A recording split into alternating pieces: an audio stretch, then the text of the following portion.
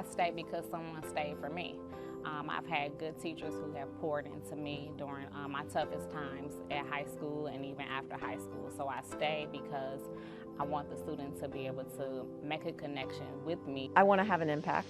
I want to impact kids' lives and make a difference in them for their education, but also in everyday life, somebody to care about them.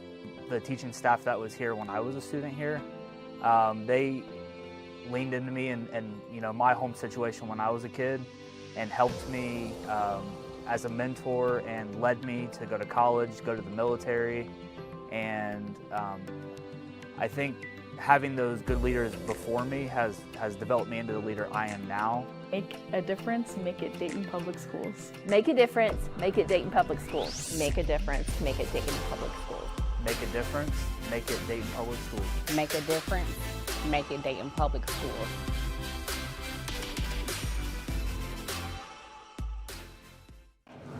I'm here today. I'm here today.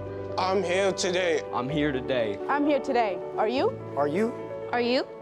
At DPS, attendance is important. That's why we're challenging all schools to increase and improve their daily attendance. So I ask again, we're here today. Are you? Are you?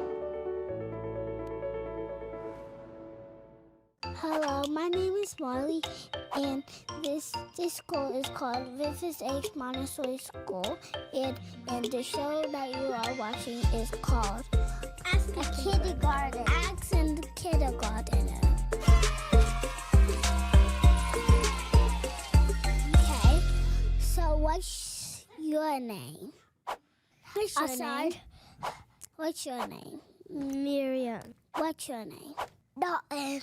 Dalton? Yes. So, what's your favorite animal, Ashad? Lion. What's your favorite animal, Miriam? I like elephants. What's your favorite animal? A lion. What's your favorite cartoon, Ashad? Cartoon? Yes. All right, let's move on. What's your favorite cartoon? Super Kitties. Hey, why Super Kitties. Super Kitties. Why you? Ooh, I like that's that. Rude. What's your favorite? Spider-Man. Oh, right. What's your favorite comic book, boy? What's your favorite comic book? Spider-Man. What's your favorite comic book? Not a show. Okay. Comic book? No, I don't got one. All right, what's your favorite comic book? I don't have one. What's your favorite comic book? I have. And that's perfectly fine, Miriam. I have. That's perfectly fine. I have a dinosaur one. Dinosaur? That's not a comic book. I don't like dinosaurs. Raise your hand. I don't have one. What's your favorite book if you don't have a comic book? A comic book? No, it's a book like those, not a comic book. No book. Okay.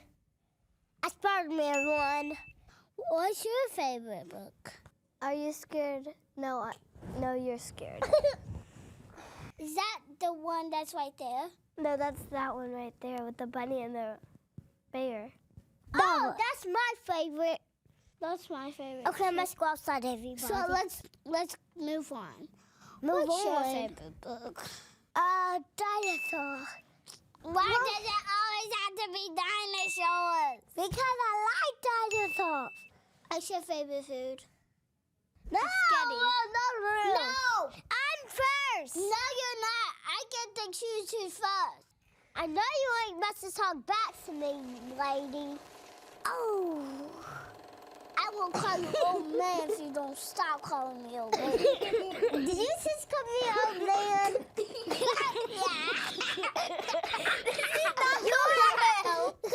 So, okay, let's move on. What's your favorite movie?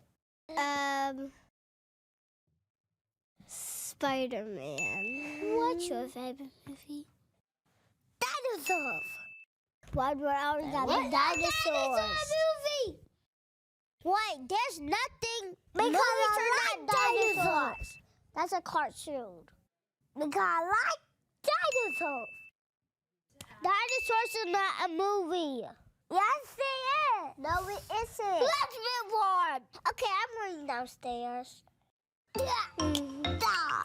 Thanks for watching As a Kindergartener. Make sure you subscribe.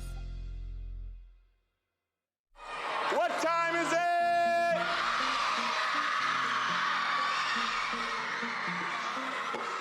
3, 2, 1. Yeah! So the Lily Summer Camp program is all about STEM-based projects and different modulars. So the kids are faced with different scientific challenges and different topics, focusing on the engineering design program and the scientific method. 3, 2, 1.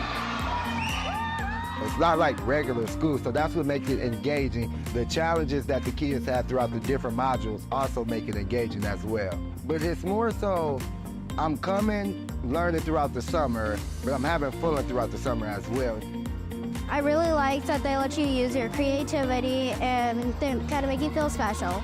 They let you kind of do your own thing. They give you instructions, but they let you mostly follow your own path.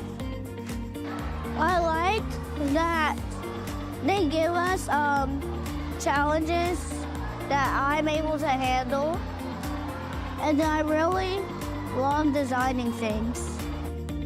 Mr. C's presentation is good like always. I saw him at the Victoria Theater and his was good too, so he's just doing the same things, and I like his things. I like to see it every time they come here. It's good.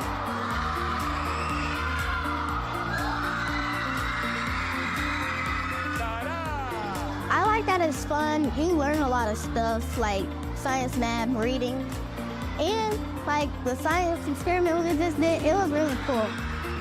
Parents or others may think, oh, it's summertime, so learning stops. Learning never stops. So as they continue to come to the program, it's just enriching them and inspiring them to want to be inventors and inspiring them to continue to work with others and collab with others. So I do think that this program should continue to be going. That's why this is my 3rd year coming, because again, I'm having fun too with it.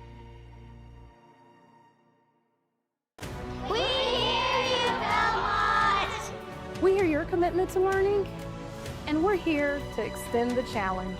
That's why we're asking every student, family, and staff member to be present and be engaged. When we show up, we build a foundation here. And when we show up, we build a future. I'm here today. I'm here today. I'm here today. I'm here today. We believe in the power of showing up. So we're here today. Are you? Are you?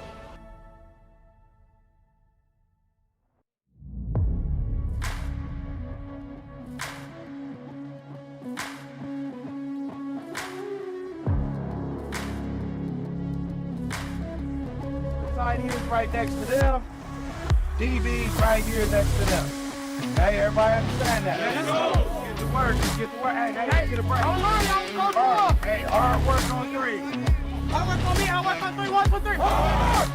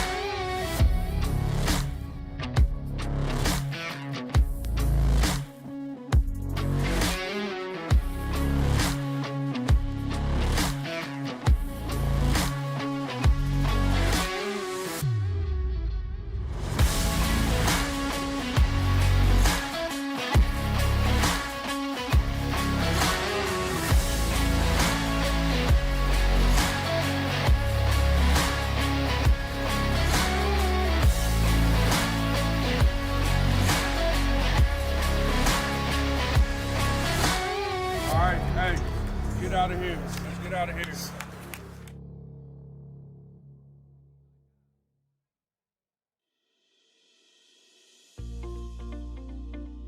Hi, I'm Katie Philpott, Preschool Intervention Specialist at Rosa Parks Early Learning Center. My position is to educate all preschoolers who come through our doors into our classroom and service students on an IEP, Individualized Education Plan, and it's a way that all students can access the curriculum and education. The kids are vibrant and excited every day to come to school, and they're learning literally how to school, and that's so important. DPS has lots of opportunities for growth. They give you ample professional development hours, which you need for your degree to continue on teaching. It's a great place where you're going to meet all kinds of people. You're going to meet every kind of student there is, and there's going to be challenges for sure, but when you handle those challenges and overcome them, you'll feel so proud of yourself. I enjoy the people I work with. They are some of the best human beings you will find on this planet. I enjoy how there is a preschool program for families who want access to that. That's very important to the K-12 curriculum. It's a great place to be, and if you look around the buildings, you will see active learning, you will see bulletin boards with the learning on it, so you know that there are great things happening in the classrooms. Every child who enters our classroom feels that their learning is important and that they are valued and they are important. So being the one to do that is like a warm, fuzzy hug.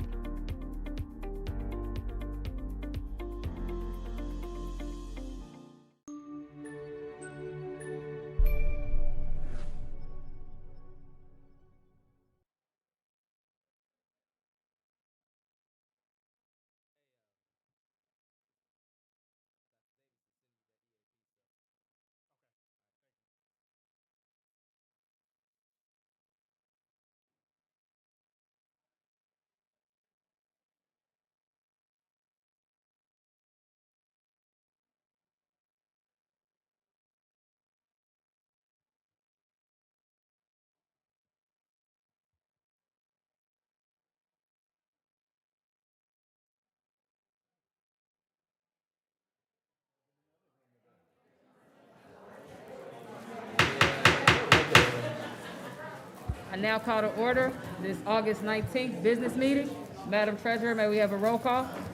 President Goodwin. Here. Dr. Bailey. Here. Mr. Lacey. Here. Mr. Smith. Present. Ms. Reinhardt. Present. Mr. Walker. Present. Ms. Wick. Present. 7 present. Please stand for the Pledge of Allegiance.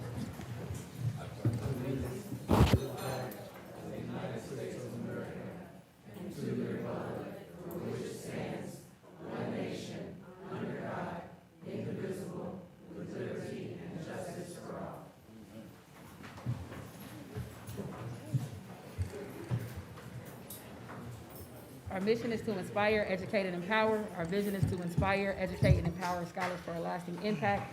And our purpose is to cultivate a supportive and engaging educational experience. Dr. Lawrence, I believe we have our first special presentation. We do.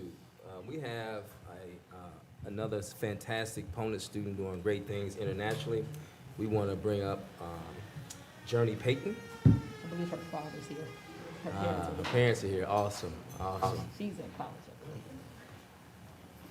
I believe. Well, this is all. Wait a minute. This is. I was just in your room checking the heat last year. We were having that conversation about the heat. Yes. HVAC. And I didn't know that was your mother.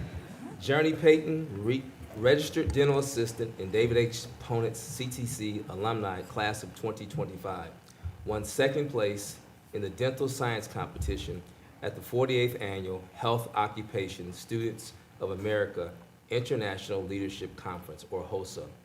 Journey is the first ever HOSA international winner for Ponits. What an amazing accomplishment. Let's start by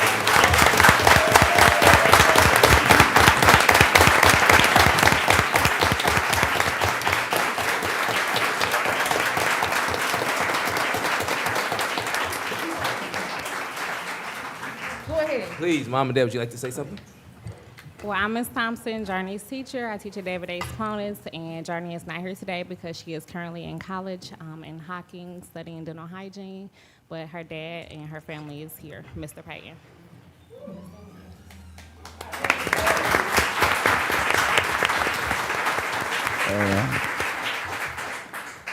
I'm just a proud parent. I'm very proud of Journey. A lot of hard work and dedication, so I just support her.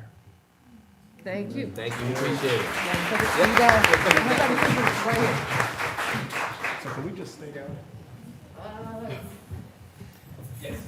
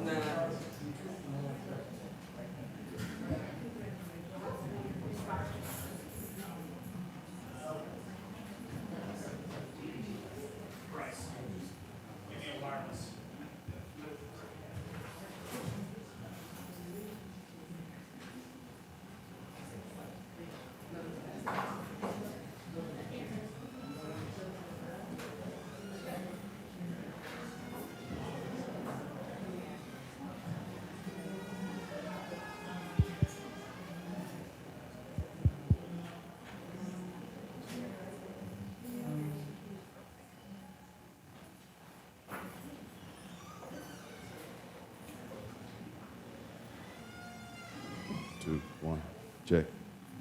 Good evening, everyone. We would like to take the opportunity to congratulate our class of 2025 summer graduates, Leela Tribble, Daniel Carter, Janasia Peaton. Each of you have demonstrated the courage and determination needed to reach your graduation goal. Whether you're headed to college, a trade, the military, or straight into the workforce, know that you have what it takes. Your journey to graduation is a reflection of hard work and commitment, attributes that will serve each of you well in your next chapter. This time, can I have Principal Eddie Davis join us?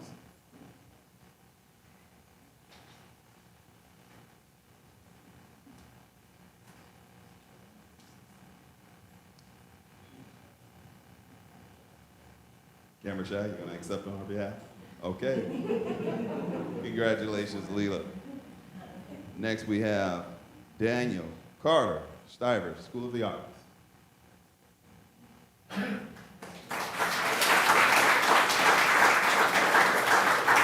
And Janasia Peaton, Stivers School of the Arts. They both had other engagements. I will accept on their behalf. Thank you.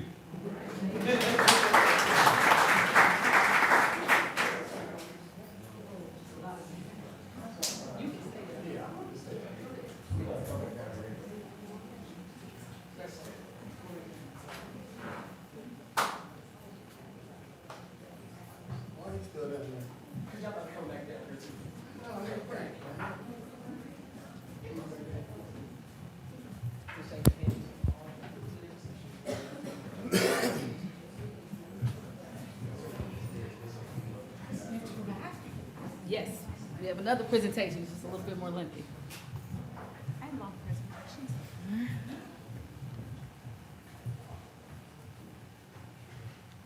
Dr. Lawrence, our next special presentation by the Dayton Public Schools Foundation.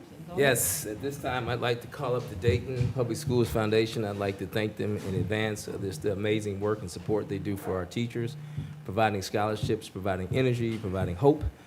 Many of them are former educators, and I know that Ms. Minor and Ms. Goins meet on a regular basis, and they always come back energized after they meet with you. Alrighty.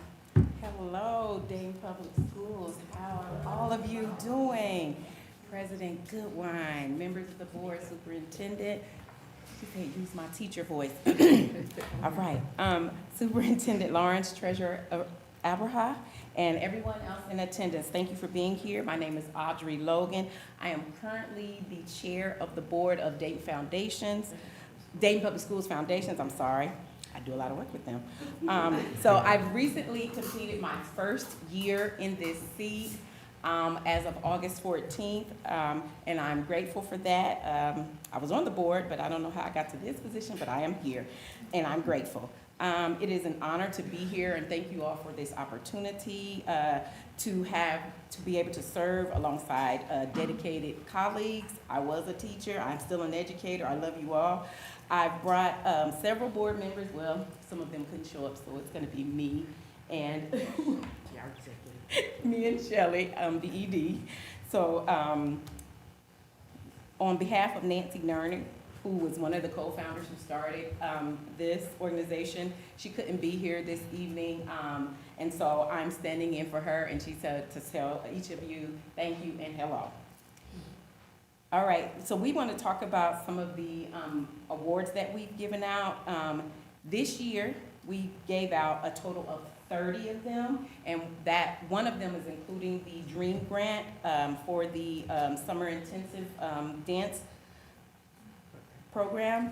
Also, I want to let you all know that this is our 10th anniversary, so we are very excited with the things that we are doing and giving out the amount of awards that we gave out this year.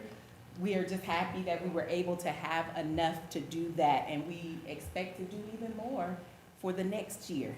So if I give you a breakdown of what those awards look like, we had, for teacher awards, we have 12,300.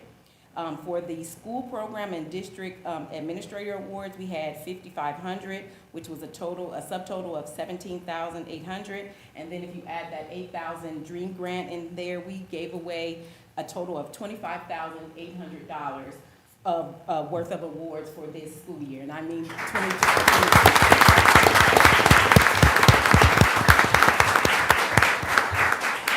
and we were very much honored to do so. Some of our projects that were there, which were so fascinating, we had some cultural arts performances. They want to take students to those things. We had a zoo field trip. We had some flexible seating for older readers. We had a chess club advancement project. And then we had this one that stood out a lot. Classrooms of Change, the story of Dayton Public Schools. So we're happy to have all of these, and we're happy for all of those that submitted. Tell your colleagues to submit next year. And we're gonna go ahead with the best part of that, and that's giving out those awards to these wonderful educators. So we're gonna start with the School Program Awards, which is the school awards, which is the principal of Eastmont Elementary. It's Trina Collier. Is she here?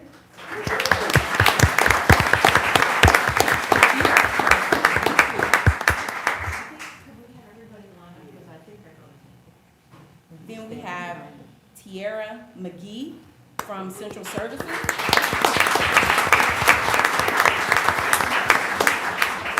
Thank you. We have Jamie Winters from Gifted and Talented Education Department. Is she?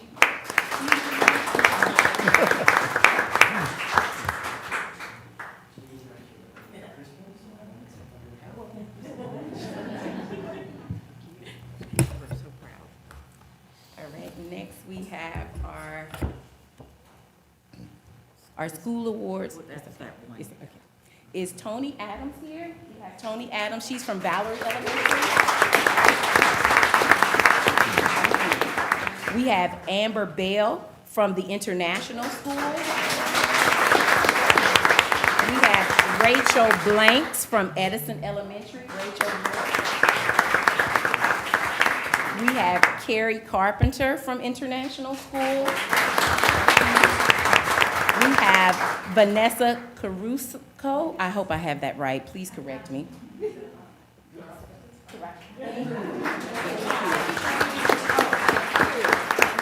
Emily Coleman from Louise Troy.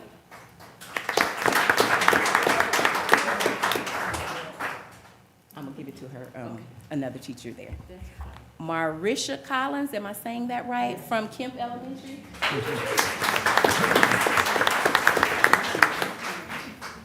Erin Dawes from International School. Kristen DeVault from Kaiser Elementary. Melinda Dixon from Ponus. Rebecca Gunter from International School. Jessica Hemsworth from International School.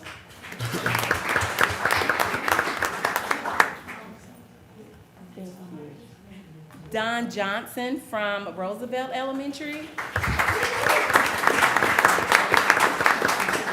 William Kent from Kaiser Elementary. We have Brittany LePage from Kaiser Elementary.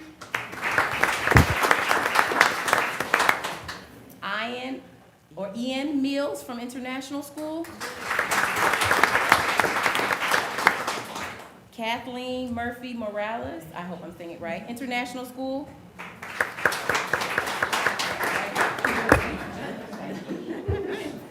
Adam Packard from Horace Mann Elementary.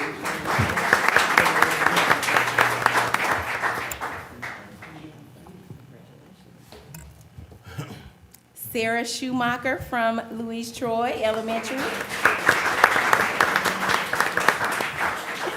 Brittany Spitnell from Ponitz.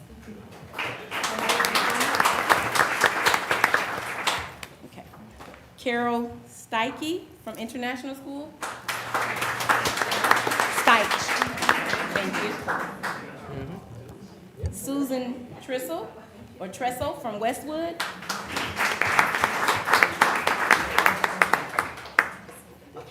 Okay. Lillian Weaver from Eastmont.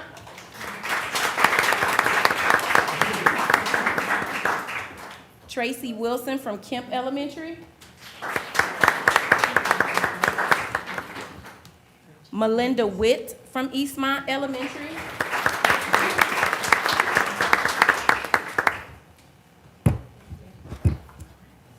Thank you. Would you all please come down and take a picture with these wonderful educators? We did it last year. Good job. We're just gonna stand up behind us. Yeah. That's a better thing. Tell everybody. Yeah, we just stand up behind them. That ain't gonna work. Actually, we were smart. We were smart. So we just gotta stand up. It's in the way. All in the background. Dancing all in the videos.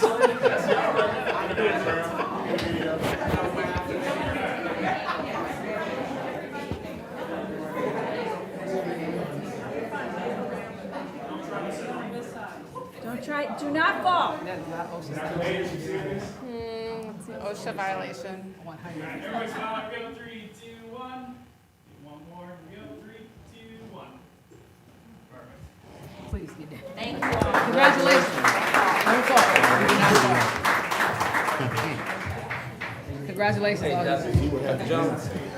Right. Dr. Jones.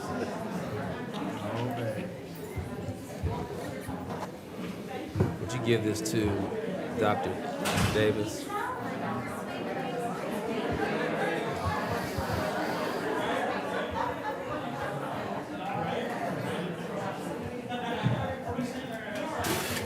Thanks, man. Appreciate you, brother.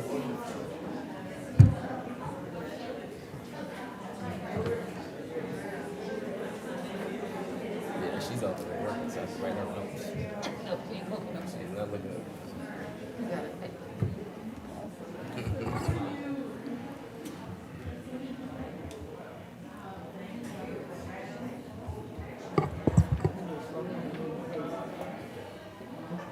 person who started doing a lot. Let's do that. She thinks she did something. It's work. Okay.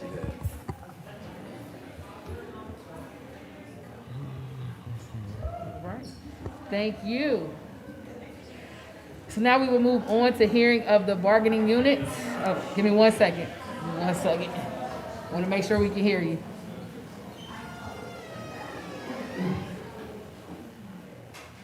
All right, there you go. All set? President Floor is Goodwin, yours. Vice President Bailey, Treasurer Braha, Superintendent Lawrence, board members, DPS family and friends that are viewing this. On behalf, well, first of all, my name is Neil Mahoney, and I am the president of the Dayton Education Association. On behalf of my membership, we would like to thank the board on making sure that our members were paid last Friday, the 15th. All the efforts that went into that, we truly appreciate the hard work that was done. And on behalf of my membership, I want to say thank you. The reason I'm here tonight is there are 2 agenda items that I would like to address. I know one of the agenda items you will be looking at will be the boarding of our long-term subs. I am here to advocate for my long-term subs and the important role that which they serve. In September of last year, we entered into an MOU with the board about the long-term subs pay. Anyone after September 1st would be paid the existing base pay of $51,785. We then entered into a contract negotiation that said anyone that was being paid at the end of the 24-25 school year would continue that pay for the next 2 years of our contract. It has come to my attention that there's been a significant number of long-term subs that were paid prior to September 1st at a higher scale. So before September 1st, they would have been some were at master's level, some were at PhD level. And because of our new contract wording where it states that they get what they would be paid at the end of last school year, I think that we need to work together to readdress this issue. And I wanted you to know that the Dayton Education Association is more than willing to do whatever we need to do to work together, to collaborate, to take care of those people that might have fallen in a wording snafu, if you will. The second area that I would like to address is the resolution that we'll be voting on today concerning the bus passes, specifically where it says all students must wear a visible badge identifying them as a student. I hope that you maintain that, and as a suggestion, we maintain that in our schools, our students are still required at our high schools, so that from safety and security, we can identify our students, that they continue to wear their badge all day long. So I would like to put that thought into your head that with this resolution, if they have to wear their badge for the bus, it makes sense that when they get to school and all day long, they maintain wearing their student ID. That is all, and I always appreciate your time. Thank you. Can I ask you one follow-up question? I just want course. to make sure we understand the pay issue. Can you just restate it one more time for me, please? Okay. Prior to September 1st of the 24 school year, we had some long-term subs that had been hired with a master's or a plus 18 or a PhD, which put them above the base of a first-year teacher. We entered into an MOU stating that after September 1st, all long-term subs hired in after that point would only be, regardless of if they had a master's or anything, BA1? 50 BA1, 51,785. Okay. When we entered into our contract negotiations recently, the wording states that long-term subs will be paid what they ended last year at. And I think what the intention was, we were under the impression that they were all at 51,785. Well, that wasn't the case. We have several that ended last year at a higher rate because they were hired before September 1st. This year, they received their first check, and it went down to 51,785. It was a significant drop. And they weren't really notified of this. And I don't think it was anyone's intention to leave this out. I just think it got caught up in the wording, and the DEA would like to work collaboratively with the board to rectify this situation. Okay. Can you get us a list of the individuals if you do have that affected, or actually, I have asked for HR to provide that, and I'm really hoping Dr. Davis will be able to provide those individuals that were hired before September 1st last year at above the 51,785 base pay for a teacher. Okay, I'm gonna ask Treasury if you could, I think you guys would be able to get it, because I think you have that one, but thank you. We will look into it. Thank you. Thank you, Mr. Mahoney. Are there any other bargaining units here to speak tonight? All right, Madam Treasurer, do we have any individuals from the public that are registered to speak tonight? Yes. Okay, give me 1 second. Mr. Walker will be serving as our timekeeper. Okay. Members of the public, when you come to the podium, please state your name and address. Please limit remarks to 3 minutes. It is inappropriate to address any matters involving pending disputes, grievances under a labor agreement, disciplinary actions involving an employee or a student, ongoing labor negotiations, concerns or matters that have already been settled, and or any matter which, because of its nature, is deemed appropriate to be discussed in executive session. May we have the first speaker? Shelly DeFranco.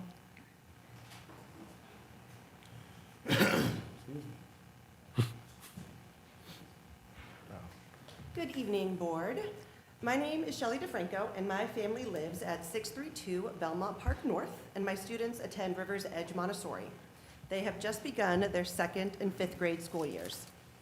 I'm standing here tonight with 2 key concerns related to parent-guardian communication and to transportation. By profession, I work in communications and public engagement. I want to express my appreciation for the communication I've had with Craig Anderson, the Senior Executive Director of Transportation, so far this week. That said, I'm extremely disappointed with the outcome. On Monday, August 11th, after 12 p.m., the literal day before the school year started, was the first time that the district communicated to parents regarding busing students for the school year. I find that lack of communication wholly unacceptable. The communication stated that my students no longer qualified for busing due to our home address being within 1 mile of the school. We have lived at this address for 2 years, and being told the day before school started is impractical. Since then, I have called, emailed, and spoken with transportation staff who continue to deny busing to my students. We live at 0.9 miles from the school, and my students, ages 7 and 10, were told they were classified as walkers. The route to school includes crossing 2 major intersections traversed by Greater Dayton RTA buses, Main Street when it is 5 lanes wide, and is less than a quarter mile from the on and off ramp for both I-75 and Route 4. And they would also need to walk underneath Interstate 75. The route at a 7 and 10-year-old walking pace, who by their own admission are very slow and like to look at things, would take them 30 minutes. This route alone should qualify them for busing despite the distance due to the district's own published policy online that says yellow bus transportation is provided to all K-8 students who meet the following eligibility requirements. The 2 that are directly impacted by my family are if they have a route to school affected by one of 4 hazards, including a major highway, and live in the same transportation zone as the school that they are attending. We live and go to school in the North Zone and attend a district-wide school. My last point is a more practical one, and I think a simple solution exists. Our neighborhood includes students like mine who are less than 1.0 miles, as well as students who are 1.0 or more from the same school. As such, there's an existing bus route, Route 517, that goes through my neighborhood, and there's a bus stop 2 blocks away that my students could utilize. We would not need morning transportation, just afternoon. I've confirmed that there is space on that bus to allow for my 2 students to sit. That way, the bus driver would not be imposing an additional stop, and it wouldn't delay other Rivers Edge Montessori students from getting home safely. I do not believe that they are an exception to the rule, as I have talked about with Dr. Anderson, Mr. Anderson. They are eligible based on the district's own policy. I urge you and the DPS transportation staff to see this practical solution, as well as the stated eligibility requirement posted online, and allow my students to begin receiving transportation. In a time when public schools are under attack and the district proclaims this year as Mission Possible, the thought of de-incentivizing students and their parents If you can wrap it up, that's your 3 minutes. is abhorrent. Thank you for your time. Thank you. I'm so close to 3 minutes. Thank you. Dr. Jones, if I can ask if you could follow up with, gotta make sure she hears this. Dr. Jones, if you can follow up with her on this issue and even the bus that she gave us, and if we can get an update as a board within the next 24 hours of kind of what the plan is to move forward on that piece, because it does sound kind of practical what she's saying. Thank you. Dr. Jones will be following up with you right there. Actually, if you just walk to him right now and go outside, he can get with you immediately or at any point. Okay? Thank you. Our next speaker, Katie Harrison. I'm going to beat a dead horse here, sorry. Okay. Okay. His name and address for the record. My name's Katie Harrison, and my family lives at 225 Belmont Park East. My 3 children attend Rivers Edge Montessori. They are in 1st, 4th, and 5th grade. They have all attended Rivers Edge since preschool. I'm here tonight to advocate for the safe and reliable transportation for my children. For the past 3 years, my children have been bus riders, yet this year, on August 11th, the day before school started, I was notified for the first time that they were reclassified as walkers. The late notice left us with no time to prepare and was an unacceptable solution. In the past, I was told that students at open enrollment schools are eligible for bus transportation. Also, per district policy, it states that students walking through hazardous areas also qualify. My children's walking route requires crossing major intersections, passing through areas near the I-75 Route 4 interchange, and walking under the interstate itself. These conditions clearly meet the district's definition of hazardous route. The original communication said they were classified as walkers. Then, once we were able to prove that it was not safe for them to walk, they have since been changed, or the rhetoric was changed that they are no longer walkers, but it's the parents and the school's responsibility to figure it out. So it seems that the policy is being changed in real time to better fit desired outcomes. On top of that, the bus that serves our neighborhood, Bus 517, also already drops off students just a block and a half from our home. In fact, it drives right near our house. We've asked that if our children could simply be allowed to get off at that stop. There's plenty of room on the bus, so this solution would not require adding stops or inconveniencing other riders. Since receiving this news, I've called, emailed, and spoken with multiple transportation staff, including Mr. Anderson, who was very nice, to appeal the decision. Each time the answer has been no, but the reality remains my children's route is hazardous, they meet the district's own eligibility standards in that case, and a practical common sense solution already exists. I urge you to reconsider this decision and allow my children to continue receiving bus transportation just as they have safely and successfully for the past 3 years. I do want to make it known that we love the city of Dayton and chose to purchase our home in Dayton 8 years ago. We have had a wonderful experience at Rivers Edge Montessori with staff and students.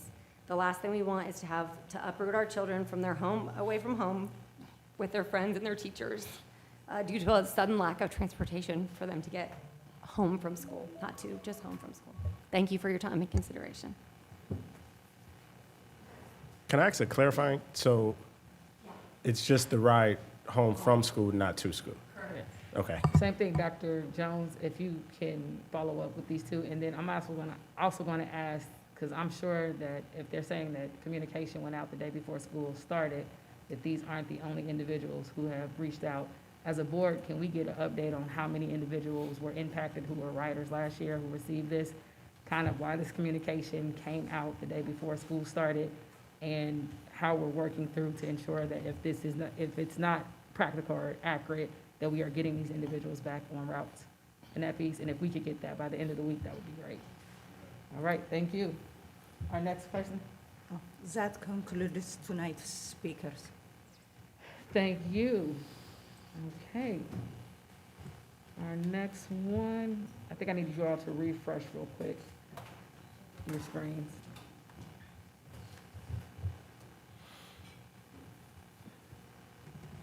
All right, Dr. Lawrence, your first recommendation. First recommendation is that we apply the 48-hour waiver rule. Is there a motion? So moved. Second. Moved by Mr. Walker, second by Mr. Lacy. Any questions on the motion? Seeing none, Madam Treasurer, may we have a vote? President Goodwin, Yes. Dr. Bailey, Yes. Mr. Lacy, Yes. Mr. Smith, Yes. Ms. Reinhardt, Yes. Mr. Walker, Yes. Ms. Wick. Yes. 7 yeses. Thank you. Your next recommendation? My next recommendation is superintendent's personnel agenda, A through F. Is there a motion? So moved. Is there a second? Moved by Ms. Wick, second by Dr. Bailey. Are there any questions on the motion? Yes. Go ahead, Mr. Walker. Under C11, it just says change date from 0/16/2025. Okay. Good.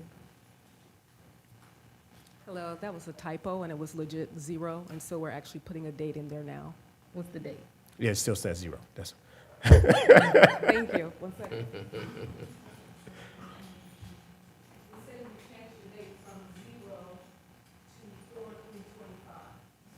Oh, okay, so 0/16/2025. Gotcha. Okay. Okay. Any And- other questions? Yes, on the generalist D7, generalist administrative assistant, is this not step 0 to 3, or is this a different step?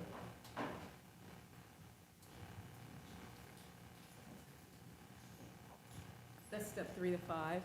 Okay. Is there an update on other individuals who appealed their steps, timeframe of getting a response on if that appeal was approved or denied and rationale as to why? Some individuals have already been given a response, and others, we're waiting to have that meeting to confer and get back with them. Okay. Thank you. I appreciate it.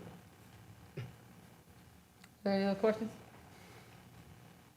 Seeing none, Madam Treasurer, may we have a vote? Oh, wait. So I did have one. Go ahead. What is student gardens? No idea. I can defer to curriculum for that. It says extra duty student gardens.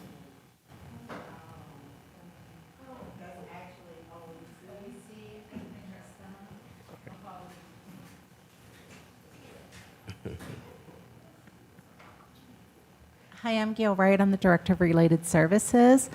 Our Project Life students at Belmont and Thurgood worked this summer. One of our occupational therapists came in and worked with them, and they did gardens for the district. The one behind Belmont is beautiful, and they have chickens back there. If you're there, you need to visit. They worked on a sensory garden at Bellhaven as well as a garden at Edison. Okay. Thank you. I appreciate it. All right. I have one question. Go ahead, Mr. Smith. I guess it's Dr. Lawrence or Dr. Jones or Madam Treasurer. Most likely with Dr. Lawrence. Do we currently, I know we had some people, we talked about it before, some long-terms that came in and started working because the need before we were able to get them boarded. Do we, with the people that we have boarded now, do we still have people out there that are working that have yet to be boarded in any departments? I think no, actually, we will have, we have a couple that I just wrote a note about just before that, that'll be working, that we're gonna put on during the retreat, and there will be a few more. So at the September 30th retreat, we have a few more, maybe about a dozen or so more, Member Smith. Okay, appreciate it. No problem. Are there any other questions? That's an August retreat, not a September Yes, 30th. I'm sorry, I was August. We also have a September retreat, but Yeah, he meant we do. for August. You said no, I'm not in charge of that. I understood where you was coming from. Thank you. All right, any other questions? Seeing none, may we have a vote? President Goodwin, Yes. Dr. Bailey, Yes. Mr. Lacy, Yes. Mr. Smith, Yes. Ms. Reinhardt, Yes. Mr. Walker, Yes. Ms. Wick. Yes. 7 yeses. All right, your next recommendation? Human Resources, DEA, after July 10th for a vote. Is there a So, motion? so moved. Is there a second? Second. Moved by Mr. Lacy, second by Ms. Wick. Any questions on the motion? Seeing none, may we have a vote? President Goodwin, No. Dr. Bailey, No. Mr. Lacy, No. Mr. Smith, Yes. Ms. Reinhardt, No. Mr. Walker, Yes. Ms. Wick. No. 5 no, 2 yeses. Thank you. Are there any questions on the budget information? All right, the next recommendation? My next recommendation is contracts for approval. I would like to make note of the contract in yellow, Montgomery County ESC, for $9.1 million. We took it off last week. We actually never made it on last week because we were still in negotiations with them. We have received, I believe it's 3 students back.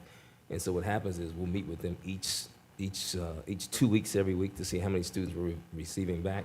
And we will not have to pay that full amount. So when each student comes back, we reduce the amount there.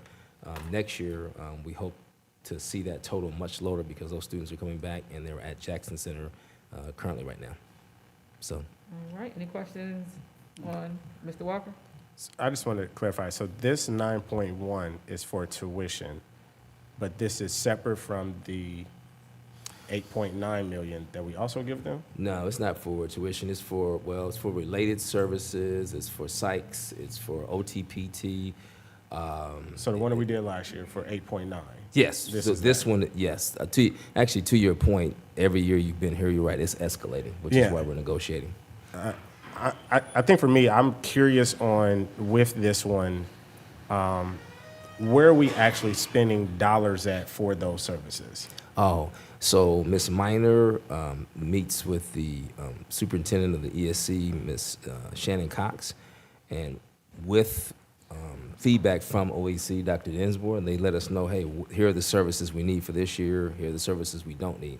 So we get like a 2-pager, and they go through that, and we mark it up or revise it and send it back and forth, which is why we're talking about the number of students that are coming back from Jackson Center, coming back to Jackson Center. So we look at that every year, and late May, maybe, we begin the process of looking at our services for the next year.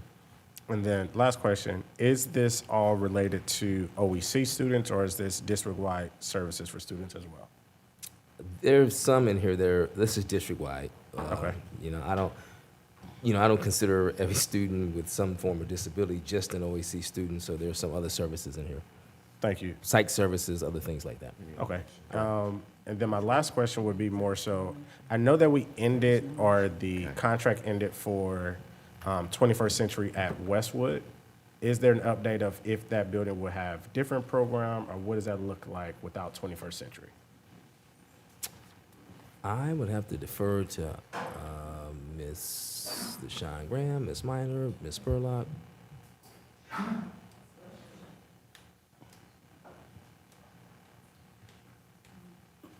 As part of the 21st Century, the administration and the organization are to work on a sustainable plan so that services can begin. What we're doing now is analyzing our funding with our state and federal grants, which can offset and still provide some services. So that's something in the planning that we're working out, and we can bring another report as we finalize it. They're doing a lot of budget revisions right now.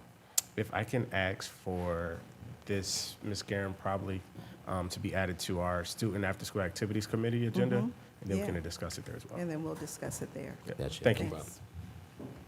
Concludes your question? It does. Are there any other questions? The contracts need a motion. No, we haven't. I thought we did. You. Who was it? So moved. Just a second. I thought we did I it. thought you and Ms. No, Wood you did. didn't. Yeah. Karen, didn't you? No. Did I what? No. Oh, no, Oh. he just started talking. Oh. Correct. Moved by Mr. Lacy, second by Ms. Reiner. Second, yes. Any other questions on the motion? Seeing none, may we have a vote? President Goodwin, Yes.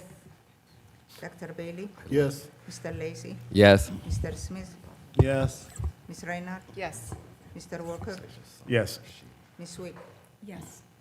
7 yeses. Your next recommendation? Dr. Goodwin, next recommendation is the approval of our one consultant, Don Worker-Turner, for braiding. Is there a motion? So moved. Second. Moved by Dr. Bailey, second by Ms. Reiner. Any questions on the motion?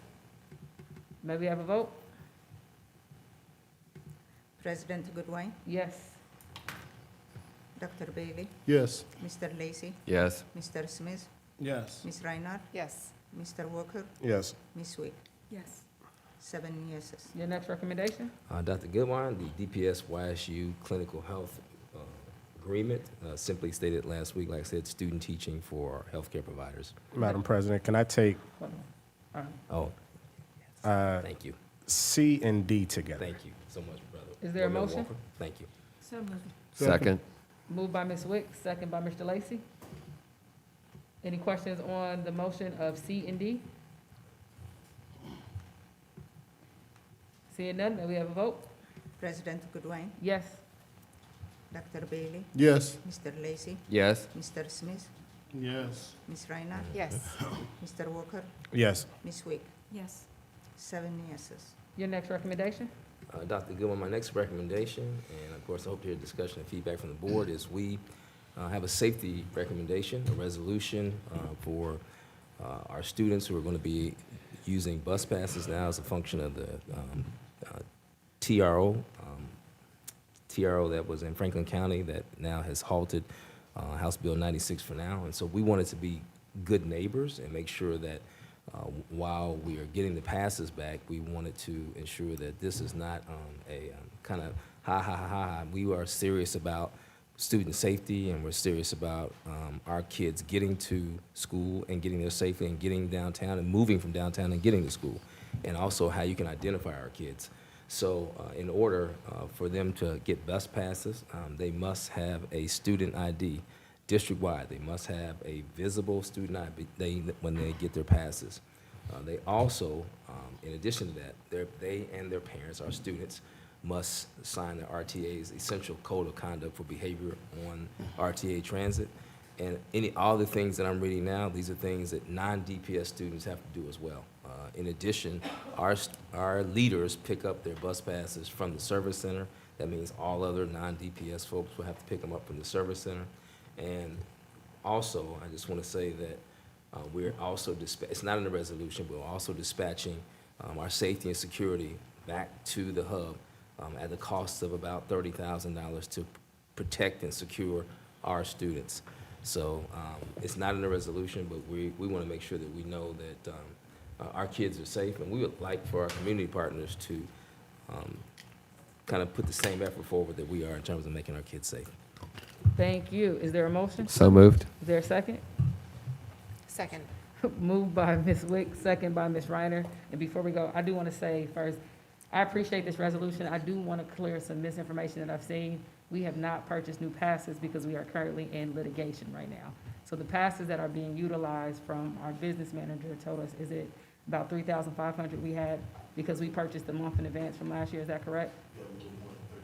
Okay, and we have a little bit more than 3,500. So I appreciate that this is out, and I think it reinforces a regulation that we brought forward about 2 years ago with the RTA passes of things that students already have to do. And I think this is really good and in line with the similar what we did with athletics, requiring our students and the other ones. And I hope that the community continues to support. And I will say to just the same thing that I've said to anyone who's reached out, ways that you can support, because we don't know how the litigation is going to go. So all the efforts that are happening, we hope that that continues if we need it, because we don't know.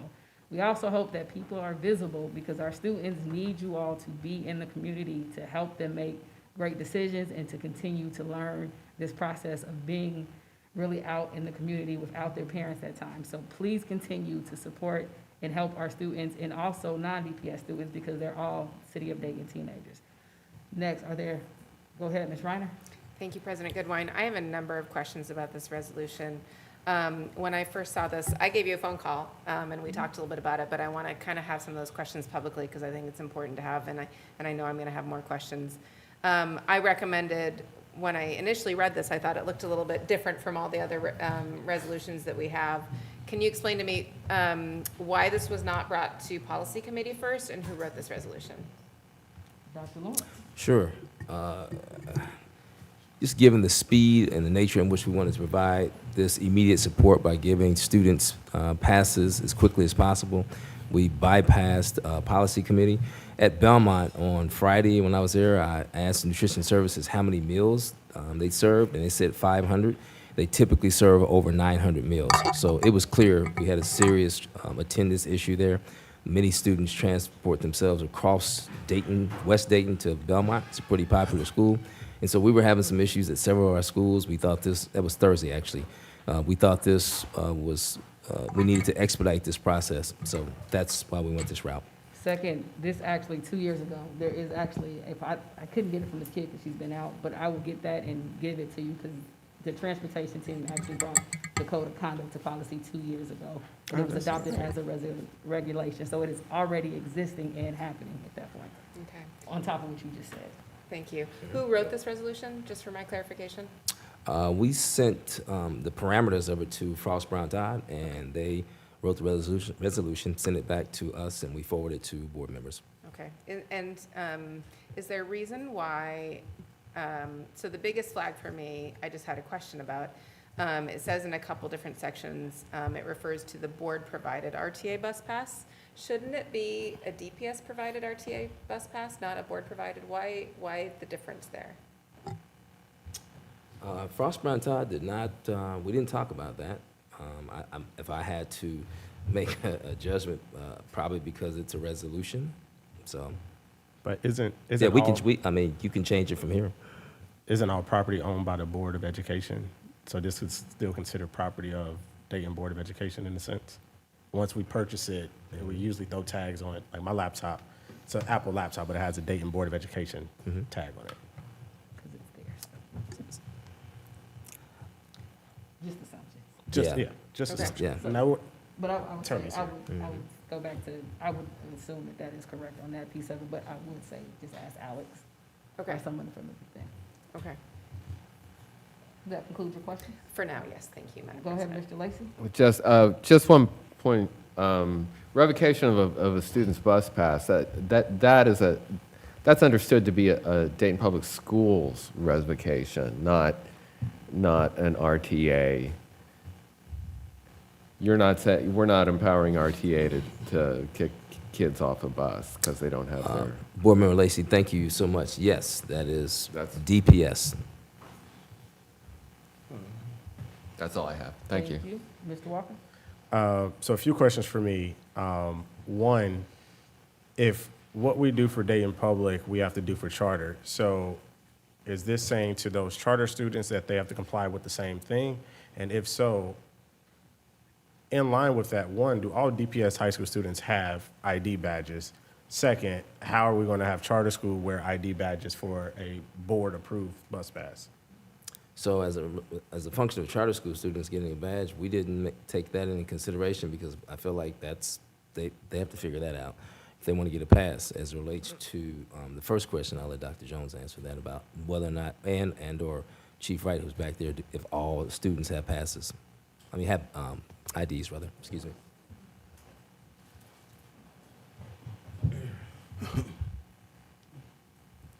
Good evening, President Goodwine, board members, Superintendent Lawrence. Yes, student badges are currently being processed, and all students should have badges. Hopefully, if we can get them all done by, should be by the end of next week was the deadline they were given. So it'll be before September 1st, basically, is what they're trying to do. Yeah. So can I ask for students who are getting a bus pass be prioritized than the other DPS students so that if this is something the board does decide to do tonight, that is being followed with those students of them wearing it? Okay, when you say students getting bus passes Yeah, first? they Yep. can be like top on the list I or can something work like that that. And then the other part that I would have, so Chief Wright, this is now saying that we're now adding the $30,000 price tag of overtime back to staff, the library, and the hub with SROs. Correct. That's what I just heard as well. Okay. How are we going to enforce RTA's policies? We're, our position is that by signing, you're suggesting that you're going to follow the directives that they have, their RTA code of conduct. And when you don't do that, then we'll revoke your pass. That's what we plan on doing. So I think where I struggle with this is what's been said before by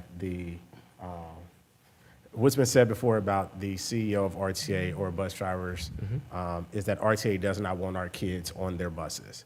So if we're going to enforce their policy or whatever, who's to say that they're just not going to kick one of our kids off because they don't want them there anyway?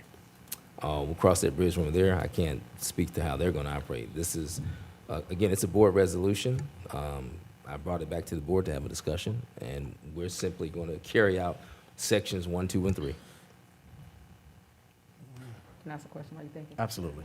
Dr. Lawrence and Dr. Jones, can I ask that you guys, because this is just me hearing about the SRO piece coming back too, but can I ask that you reach out to some of the community groups, like I know the Street Social Group that I've seen at a number of events that are a community-led group that are really good at navigating, and I'm sure there are other groups that may be able to assist us with, essentially, we're helping manage in that sense of helping teenagers safely get on and off and moving that way. But can we can we really tap in the different groups that have been helping right now to see if they also have some solutions about ways to navigate so this won't just be DPS by itself, which is always my biggest concern, is that we take on a project and we're the only ones there and we leave the community out. And then when we need them, they'll go back to go, every time we tried to come to you, the door was never open to us. So I'm We'll do a just asking specific all-call tomorrow.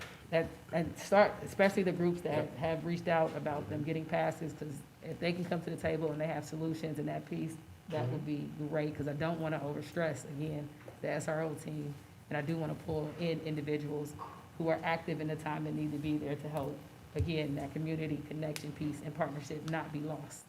We'll definitely do an all-call tomorrow. Again, I think just the speed of this, we wanted to make sure that we put some things in places, and we'll dial it back as we get more support. I appreciate But yeah, it. we will do that ASAP tomorrow.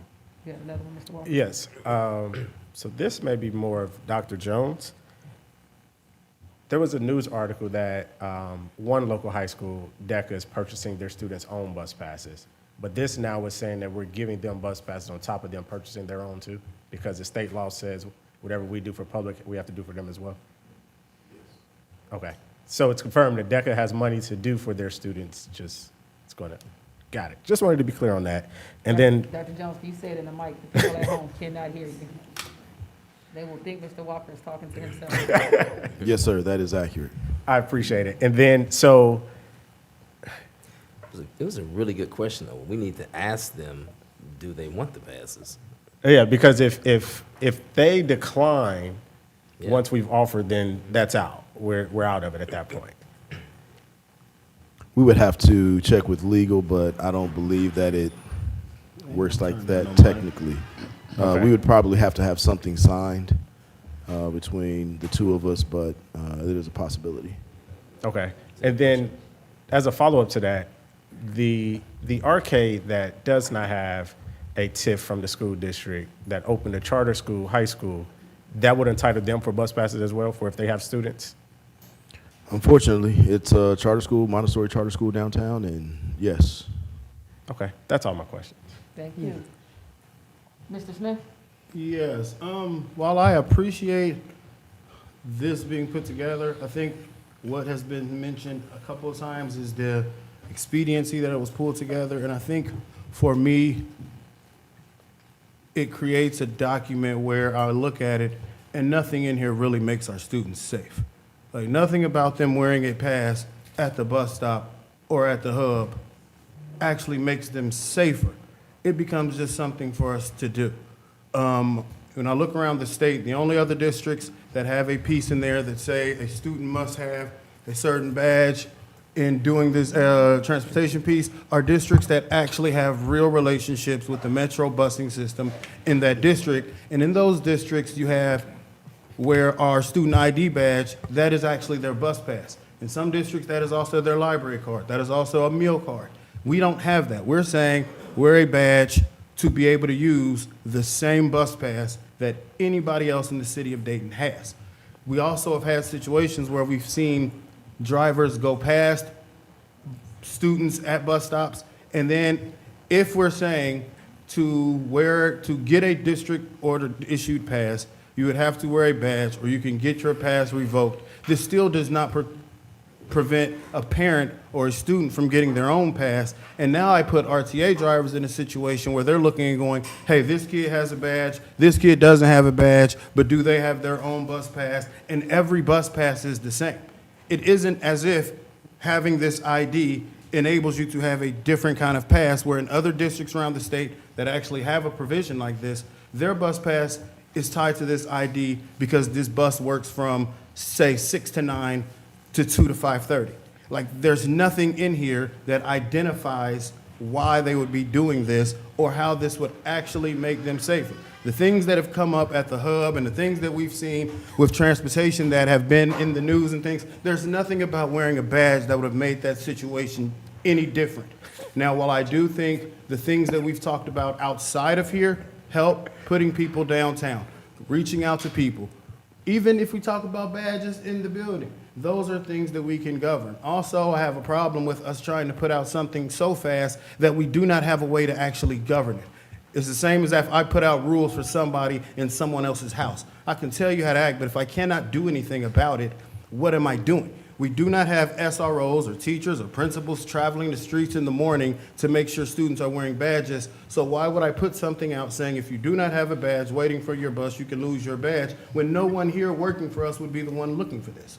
So I think that we have time to look at how do I actually make children safe? How do we actually look at what is the radius for students that would be eligible for this bus pass? Having conversations with RTA like we had before about what does that look like to create a pass that works at certain times, because it just makes no sense that we are one of the few urban districts who has a metro system that does not have the ability or does not have the wherewithal to want to do something where we have an actual specific pass. But until we're doing something like that, this puts more children at risk than it does to ever help them, because now I have this ability to have a target where I can say, oh, those are Dayton Public Schools in the morning, I can pass those kids.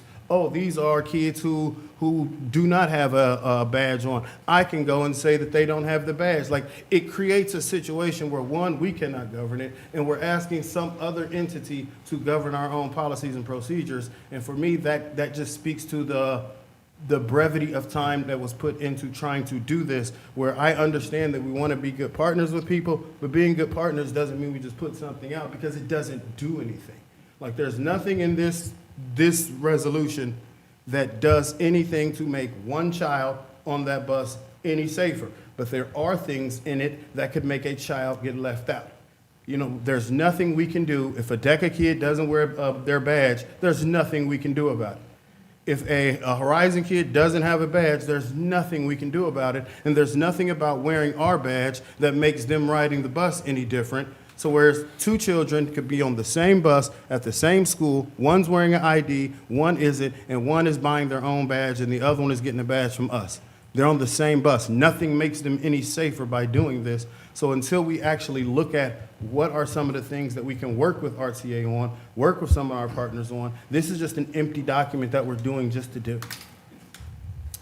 Board Member Smith, thank you for your comments. I will just make a uniform statement that we're working on universal badges for all 2,500 staff members, meaning I'm looking at Mr. Mahoney, the president of the DA. We're working on a pilot project right now at 4 schools where teachers are badging in, and that's their sign-in, just their badge. And so we want to have teachers badge, all administrators already badged. We want to have kids with badges. And we're hoping that this can be the beginning of some of the things that you talked about, that maybe at some point these badges can be used for something other than identification and attendance. So it's a process, and this is the beginning. I would say if it's a process, then the rules and regulations should come as we figure out the process, and not to just throw something out if we do not have the ability to do it. I would feel much more comfortable if we did have a pass that said, hey, having this pass allows you to tap into the buses. This allows you to get after school. This is an extracurricular, but we don't have that yet.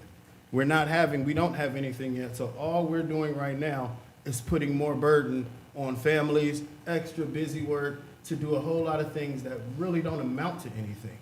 Even if we sign and say, okay, I'm going to follow RTA's policies and procedures, and who's going to call over and say, yes, this person was on the bus, they were cutting up, and then it's a space, like there's nothing in here to say, okay, what the revocation of a pass looks like. Does it mean you lose your pass when you act up Monday, you lose it Tuesday, or do you not get one on October 1st or when the next month period comes around? Like, if you do not have those things in there, we're just putting things out to a community that constantly gets the jerk and pull of, we throw something out, deal with it, we'll fix it later. And I mean, we just had 2 parents come up and speak to that communication piece.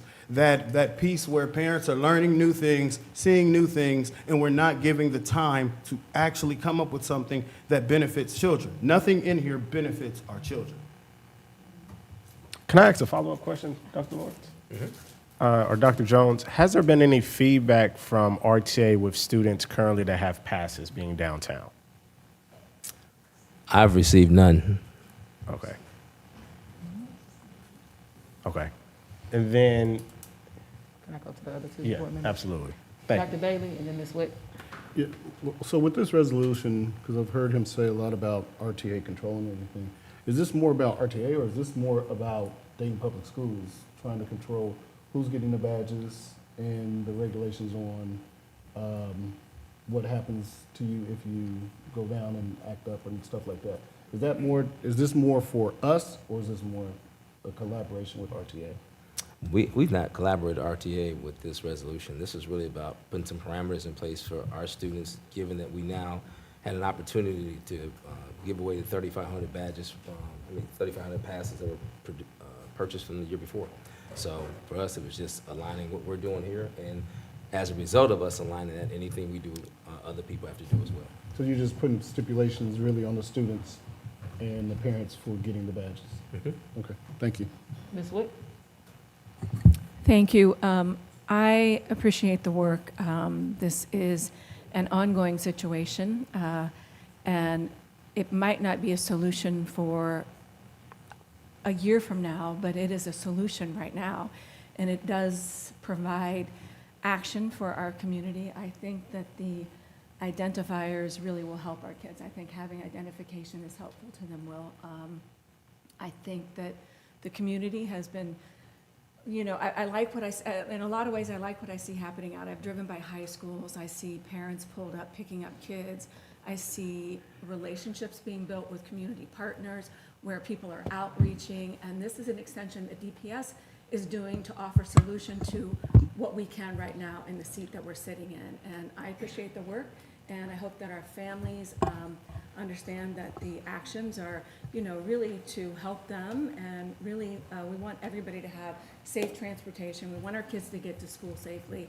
And this is a way we can do that. So I appreciate it. Okay, Mr. Walker? I just wanted to first thank every organization that has stepped up to provide passes for students. Because like President Goodwine said, the district has not purchased any passes. These is just what we have from the last fiscal year, that if this law and anything like that truly goes into effect, that would not allow us that opportunity. So for the organizations that have stepped up, that are fundraising to still do efforts to get passes, is much appreciated. And to me, it's still needed because you do have students who need that and parents that cannot afford $60 right now, but RTA is going to raise that price to $70 come January, which then if they raise their price to that means our $80 price tag, if we do purchase bus passes, will now go to $90 per pass that we end up buying. So just wanted to clarify that and thank those organizations. Thank you. Thank you. Thank you. Mr. Smith? Yes. Well, Dr. Lawrence, like when you said that creates parameters for giving out passes, it truly does not, though. Because we're saying if you do not have a badge on in these spaces, you can lose your use of a district pass. But we do not have any way to accurately measure or accurately have a conversation about if a student does or does not. Like, if these things sound good, they sound good, they sound like community partnerships. But if I'm a child and I wake up and I go to that bus stop, I'm not seeing a DPS staff member. When I'm on that bus, I'm not seeing a DPS staff member. So when I'm getting off, if I put my jacket on and then somebody out there says, oh, Johnny doesn't have his ID over top of his coat, somebody go in there and revoke his badge, that's stupid. Like, it's time that we stop putting out things to do them and actually take the time to do things that actually benefit students. There's no way that we have the capacity right now to actually say we're going to put parameters on who gets passes based on what's here, when all we have is saying that you must wear an ID badge, where we just said someone just came to the podium and said everybody doesn't even have an ID badge yet. So I don't even see the use of putting it out before everyone has an ID badge yet. So now if you have one group that doesn't have it yet, they're working to get that. You have another group of students who are charters who do not have to abide by that. And really all their people just have to say is, yes, we wear our badges. Please give us all our badges. So now I have one group of students that do not go to DPS that has a whole different policing mechanism than students that go to DPS, and the only people that could really suffer are students that someone says they don't have their badge on and someone could go and revoke a pass, but yet there's nothing in here to actually talk about what that looks like either. So all we have are words and feelings, and that does nothing. We have to get past that and actually do real work, put together something. If you look at this compared to any other urban district, when it talks about their transportation, this is bare bones. Every other one talks about what the passes do, why they're there, what's going on with their passes, what they can do with their passes.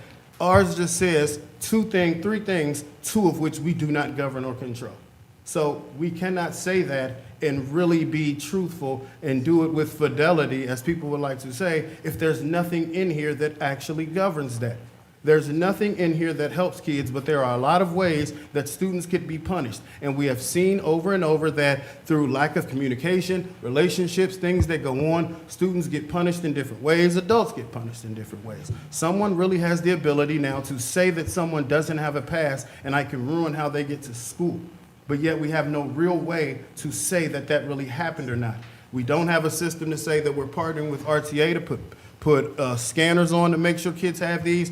Other districts do. They have people that are on the buses that work with some of the other partners. We do not have these things, so we have language that other people have without the actual backing up that other districts have. So until you actually put the work in, you're just putting words out. And saying that these identifiers will help our children without putting the works in to actually make the identifiers worthwhile and be a part of why they do it just doesn't do anything. But that is all for me. Thank you. Madam President? Go ahead, Mr. Lacy. Aren't we operating currently under a board vote that says we're not buying? What was the vote? That we're not buying? Did we vote that we're not passing out? Did we vote? We vote that we It was would like in buy. June or Yeah, something. we voted not to buy passes. And if Do we want to revoke that? Just that?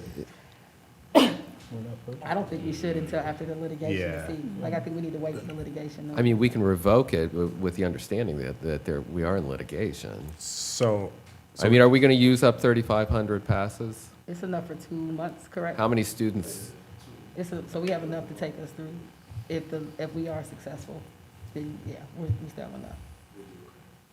And do we need to give the district direction that we do want them to pass them out?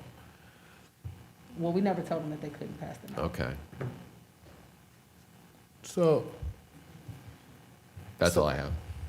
So if we're operating under the fact that we had a vote before that said we are not purchasing passes, once again, why are we putting something out talking about handling passes that we're only talking about giving out for this 1 month period because we haven't revoked anything? Also, would we possibly need to examine that once we get to where the end of this month is for these passes, because we still would have a few weeks after that before these things from House Bill go into effect at the end of September.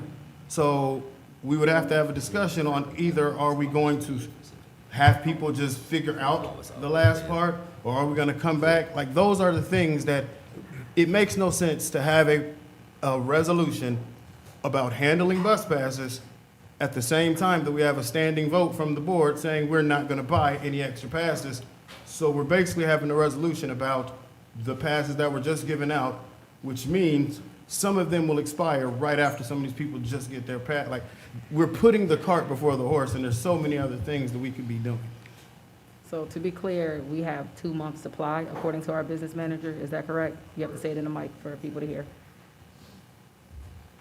That is correct. And we will be in court, we will be in court, I believe, next week, August 28th. August 28th. So we have enough supplies to last us through this one.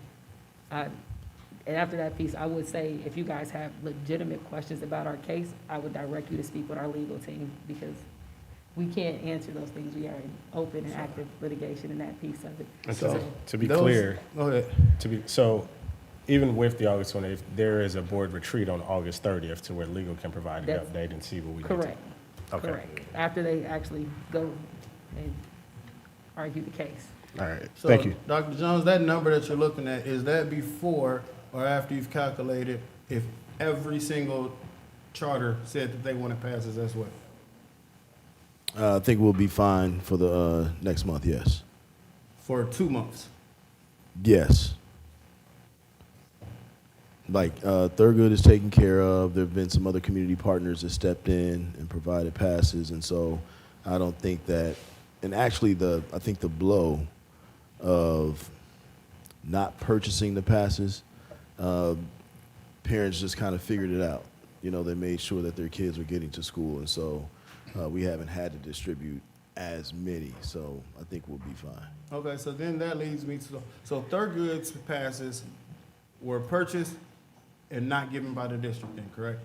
Correct. So this means Thurgood, technically, their students would not be under this resolution. You see what I mean? Like, we're talking about something that Thurgood kids could say, I don't need to wear a badge because Thurgood, I got this through somebody else. This isn't a district purchase pass. That's what I mean when I say if we're not doing the work of looking into this, we create policies that do not govern everything. So if Thurgood got passes without them being given out by the district, a Thurgood kid could say, I don't have to fill out this form. I don't have to wear my ID badge. That's what we're saying when we look at this resolution, because we've not put the time in to actually create a real resolution. I'm not putting you on the spot. I was just, you ain't gotta have this. All right. Any other comments or questions? Yeah, I think I do. Go ahead. Because I'm listening to what he's saying, and so does that mean that we've got all these bus passes that can be used within this time period, and because of this resolution, are you saying that we should not use those bus passes to give parents at least a little bit of leeway to be able to figure out some stuff? Because everything that you're saying seems like it's like, let's just squash this. I mean, they're coming up with a plan to try to help the students get to school. So I'm a little confused, as if, do you want them to use the bus passes, or you don't want them to use the bus passes? So I'm the one who did not vote yes on not buying them. So I have always wanted our students to have bus passes. I believe that we should have bus passes. I also believe that we should purchase them if we need to. I also was on the phone asking to make sure that we could get these passes out. I'm just talking about the ones that we have right now. Yes, we should use the ones we have now. My concern is having a policy that governs who can get them that is not really thought out. The fact that we can look and see loopholes in it right now. Okay. Like, I'm for us having the bus passes. I'm not for us creating punitive measures that could be utilized in ways that only hurt our kids and would not hurt any charter kids. I wholeheartedly want us to have passes, which is why I've spoken to parents and spoken to groups and let them know even some of the law doesn't go into September 30th. Even before we had did anything, we could have purchased passes. I had said in the last meeting that there was a way for us to get out passes and we should go ahead and do it. I want us to have passes. I do not want us to create ways where students could be penalized and we do not have a just way to actually stand up for them to see if it was fair. We already have students that have come to us and said, I was leaving Ponance, a bus passed me. Now I have the ability to say, Dayton Public says, if a student isn't wearing their badge, that they cannot use this pass, and I have the ability to have a driver drive past a stop, and it was 10 kids, and say, hey, I saw 3 kids out there without a bus pass, so I didn't want to create a situation, and it was unsafe. Like, we're creating ways to penalize children, and there's no buffer in there to make sure what we should be doing, which is protecting children, is inside of it. So yes, I want kids to have passes. I just don't think this is a way that actually helps them. Like, if we do not have this, it doesn't change that they have passes. If we do not have this, it doesn't change that RTA can trespass a child for acting up. And then that becomes an RTA situation where that's an RTA legal thing. What we're doing is putting ourselves in the middle of things. I'm just saying. I got my answer. Thank you. All right. We're just doing stuff to do it. Anything else? Call the question. About to ask if you have a vote. All right. We're ready for a vote. Go ahead, Madam President. President Goodwin, Yes.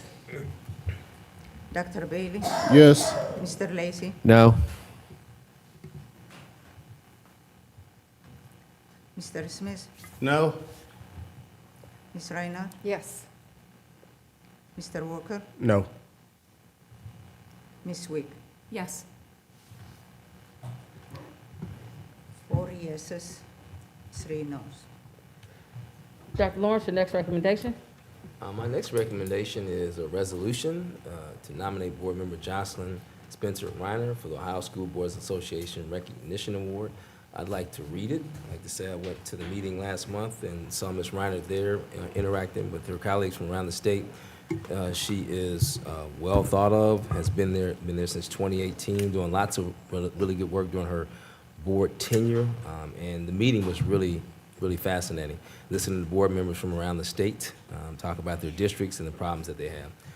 Whereas Jocelyn Spencer Reiner, a board member at the Dayton City School District, has served with the district with distinction.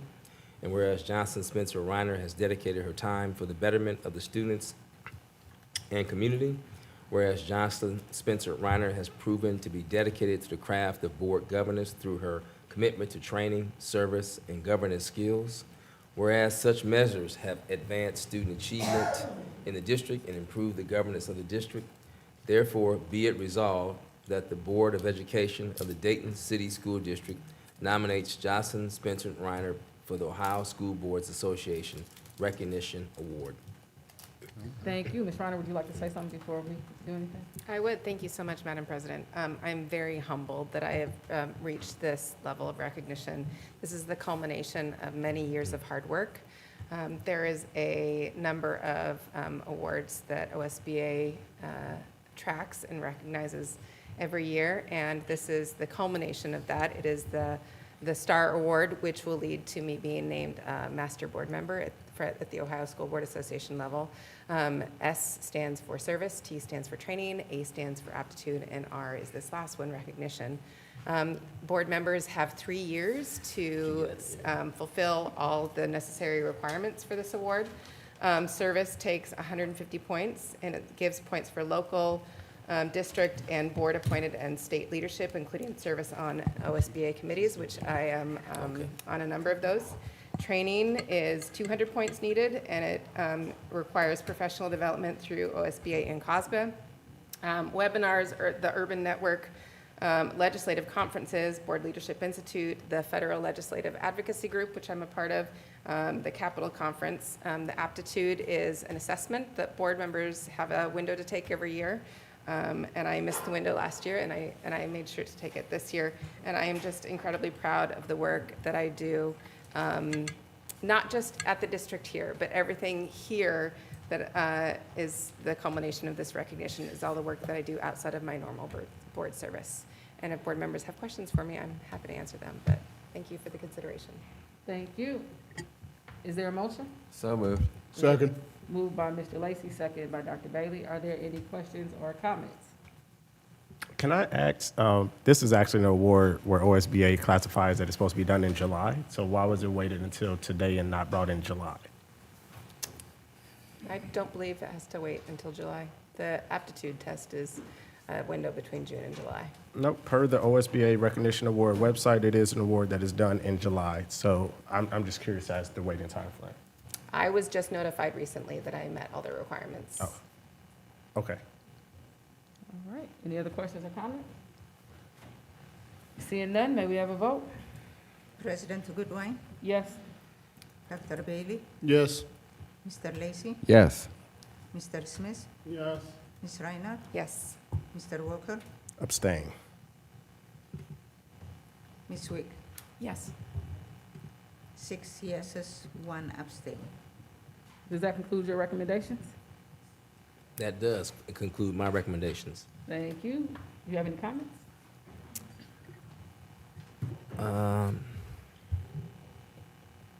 No comments from me today. Thank you. Madam President, your first recommendation? I recommend the approval of the following. A, monthly financials. B, donations. C, approval of minutes. D, purchase requisitions. And E, then and now.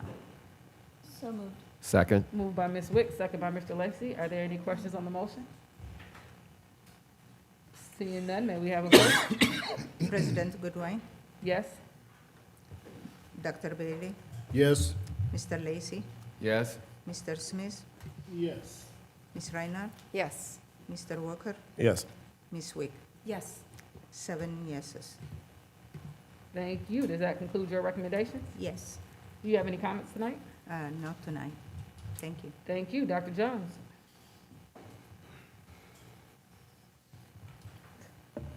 Thank you, Madam President. I recommend ratification of the following contracts. Can I make a motion to take A and B together? Is there a second? Second. Moved by Mr. Walker, second by Mr. Smith. Any questions on the motion? Yes. Go ahead. Any update on these vending machines? We are still working on that, yes, sir. Well, we do know that we have to follow USDA guidelines.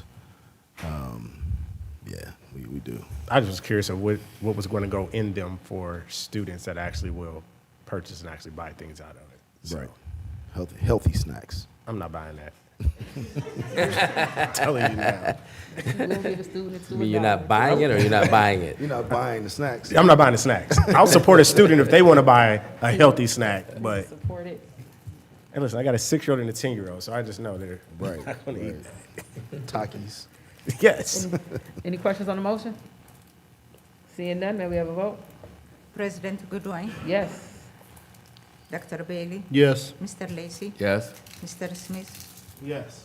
Ms. Reinhardt, Yes. Mr. Walker, Yes. Ms. Wick. Yes. 7 yeses. Dr. Jones, do you have any comments tonight? For the sake of brevity, I want to give a quick shout out to Dr. B and the entire Business Services Division. We had a really, really productive meeting today with the academic team.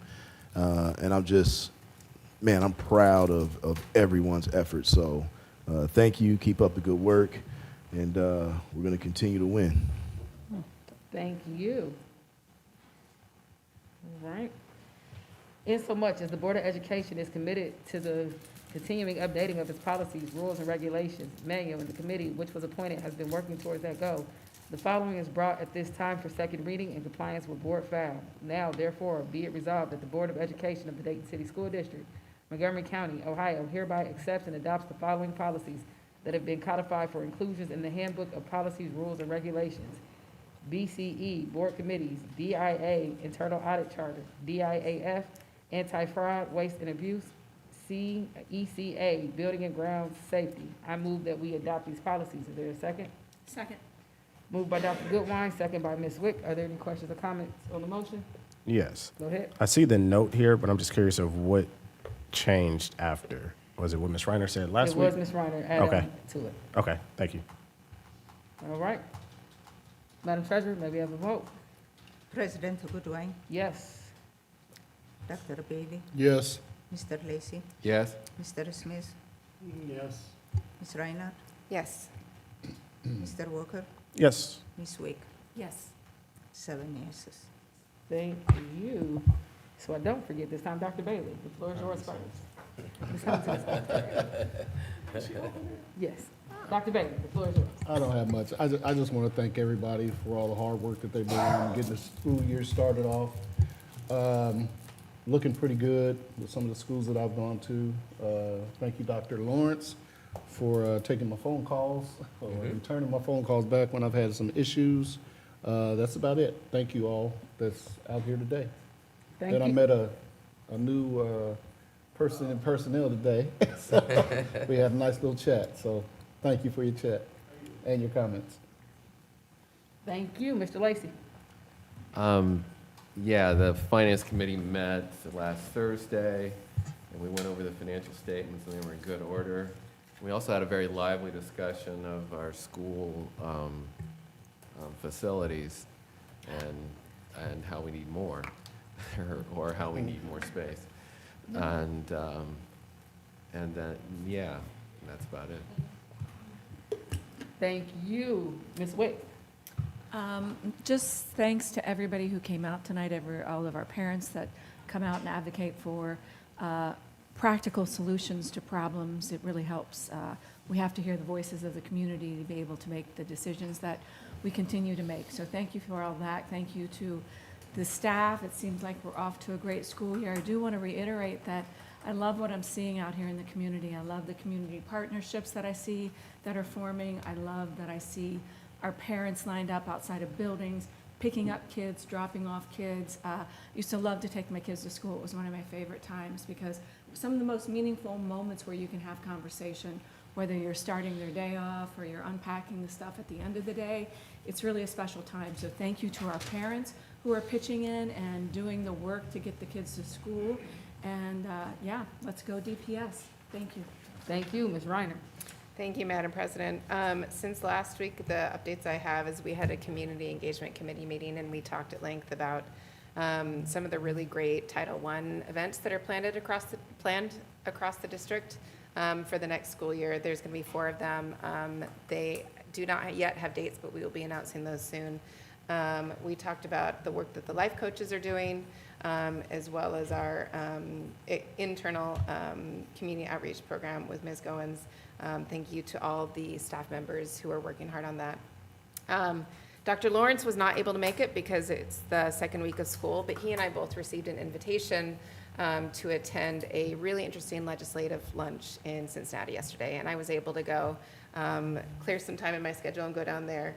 I would love to see if I could do the same thing that Cincinnati had yesterday. There was a really good meeting of all the people, the elected officials and the community partners in one room. We had county commissioners and we had city officials. There were a number of legislators there. Minority Leader Isaacson was there. And board members were really able to give them a great update and had a really robust agenda of the things that Cincinnati Public Schools is dealing with. I felt a very unique bond of collaboration and cooperation in that room.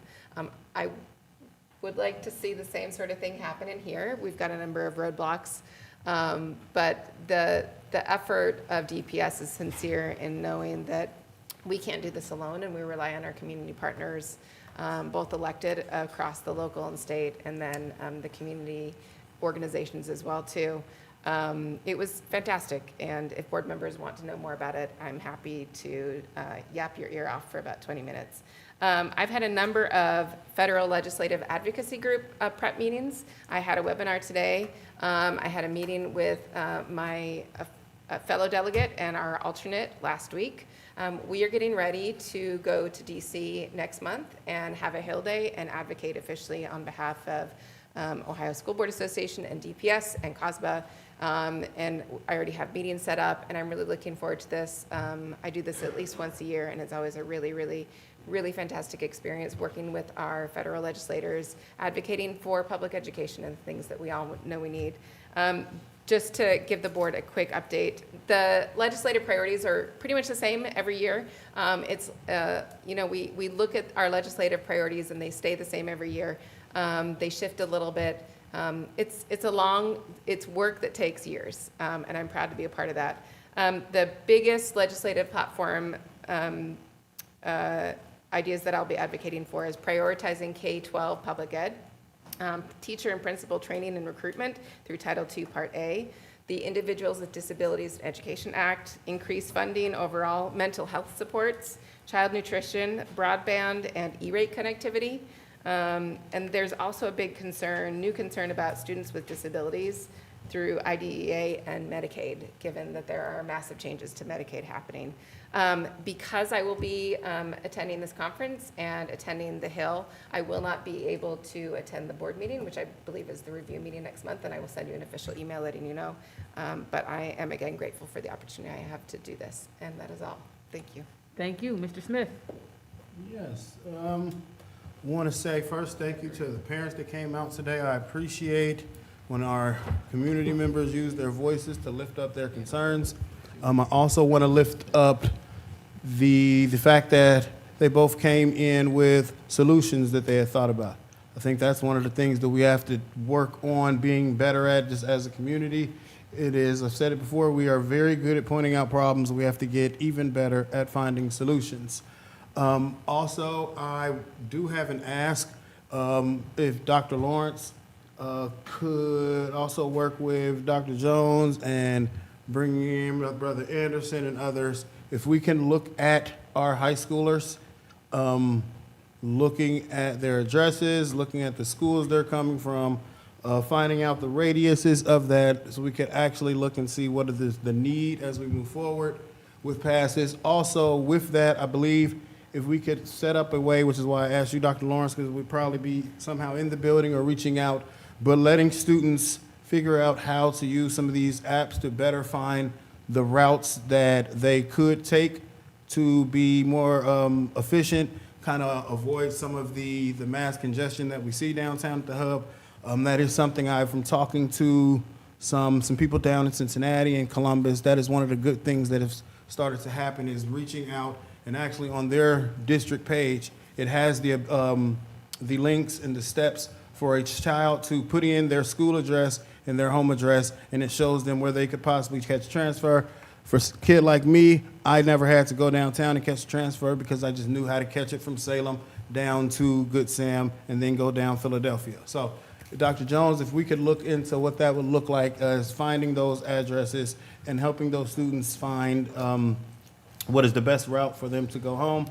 I also would love, Dr. Jones, if we could revisit those conversations that were had towards the end of last school year about the possibility of finding what technology needs to be worked with on our end and RTA's end on developing a limited pass. I know we don't have the ability to do limited stops at the same right now, but that was something the CEO of RTA was talking about, was trying to find ways to do some limited passes so passes work at specific times. I would appreciate that.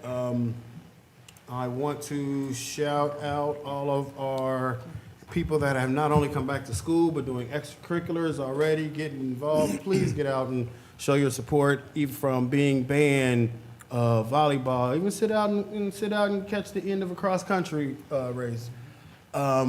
Soccer, like these kids really enjoy when you're out there and seeing what they can do, and you also get to meet community members, talk to some people. So once again, get out there. I want to thank all of our staff that has, gotten back in the groove of things. I appreciate all of you. Just keep working with each other. It's not an easy grind. We have to keep working. And to that end is why I want us to consistently work towards being the best we can for children. A lot of times adults do a lot of things that are all adult-based, but have no real effect on children. If it has no real effect on children, it should have no real effect on what we do. So with that said, keep the main thing the main thing. Take care. Thank you, Mr. Walker. Thank you. So for starters, I would like to congratulate all new DPS staff members and returning members. Thank you for coming back to DPS. Please reach out if there's any questions, any way that I may be able to support. This month, next week actually, we have our Student After School Activities Committee meeting. Looking forward to that. As well as we have a ELL committee meeting that will be going onto the calendar. I will say that since I've joined the board, I've held 2 legislative breakfasts with community partners as well, right here in Dayton Public Schools. And the next one is scheduled for October 24th or November 7th. Our board staff is already working on that. Community partners have been invited. They show up. They have name tags like everyone else. If my colleagues would like to attend, I'm pretty sure Ms. Kidd sends us all an email because we all end up showing up and it becomes a meeting. Next, I would like to congratulate athletics. It's a new season. I am excited for Friday. Northridge versus Stivers is a game that I'm going to. So looking forward to that. I am excited for students who are participating in sports, more than one sport, and coaches who are not being roadblocks for those students and giving them that opportunity. So very appreciative of that. Dr. Lawrence, I think me and Mr. Simmons probably visited the same schools last week. I think he said I was following him. That was not the case. And then lastly for me, it is political season. So be mindful of individuals and what they say and what they've actually contributed and what they're running for and what that looks like as an elected official. We're all here to represent all 13,000 students, all 2,500 employees, and then all over 100,000 City of Dayton residents, constituent services, media, whatever the case may be. Do not be tricked by people's foolish acts. Thank you so much. Thank you, and I will pick up where you left off. Please register to vote if you haven't, and stay registered to vote if you haven't, and tell a friend or family member, because there is so much that happens in our world that your vote does matter, and you have to use it in each and every election, every single time. I want to thank the Transportation Department. I won't say it was a pleasure, but I was up at the start of the day with the team last week every day, and that team is a very committed team because they start while most people are still sleeping at about 4:30 in the morning. So I appreciate that we got all children to and from school all last week. We are continuing to do that without incident. Our team is very thorough in safety, and they are making sure things are happening. And I do want to thank the administration team for showing their appreciation by not only buying them lunch at some point, but they also got up and cooked for them on Friday. So we definitely appreciate that piece of you. I do want to also thank our community partners, because the burden is significantly less when we are moving together and we are working together. So I really appreciate the many grassroots groups from the Dunbar alumni, from the group at Stivers, from the Omega CDC. It is really good when you have a shared goal and you come together and you accomplish that goal. And I know that we can do it in so many other areas, because there are so many other goals that we are working towards and we are trying to help out with. And I do encourage and hope that people continue, not only in the community side, but on the district side, of partnering to do some of these things that, as multiple board members have stated, they benefit the children in this district in ways that they need us to help, and they need us to come together and figure out, because again, we're surrounded by some of the most talented and smartest individuals when it comes to finding resources and opening doors that aren't available to them. I also want to state, Charity Adams is looking for a debate coach, so if anyone... Whoa, whoa, whoa, whoa, whoa. Whoa, whoa, whoa.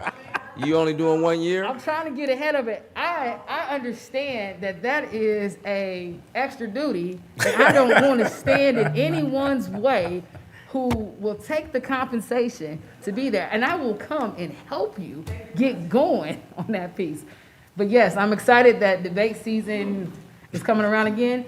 And I don't want to block anyone's blessing. And I will continue to say that Charity Adams is looking for a middle school debate coach. And I want you all to, go ahead. You will beat me for the position. I will give it to you gladly. But yes, please be involved in that piece of it. Other than that, I will say tomorrow we have our student athletic committee meeting, again, open to the public. I believe it's actually, I don't know where it is. I feel like it moved, because it used to be here and it was at Jackson. Is it the service building? Ms. Jones, you know our meeting? It's here? It is here. It is open to the public. Some of the things that we're going to get accomplished this year, one big one is we are going to get this Hall of Fame taken care of this year. So please be on the lookout for that one. We're going to make a vote. We're going to have it happen. If individuals are interested in being a part of the committee, any of our board committees, I encourage you to reach out to not only myself, but the chairs of those committees. That information is located on board docs. If you need a direct source, Ms. Guerin or Ms. Kidd are kind of the best to get you anywhere you want on that one, and we are looking for it. And it's at 4 p.m. tomorrow. So with that, I believe that is everything. I do appreciate everyone who came out.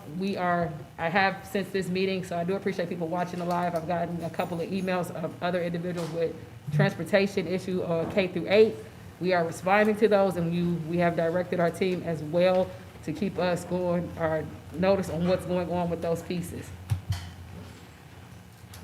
So with that,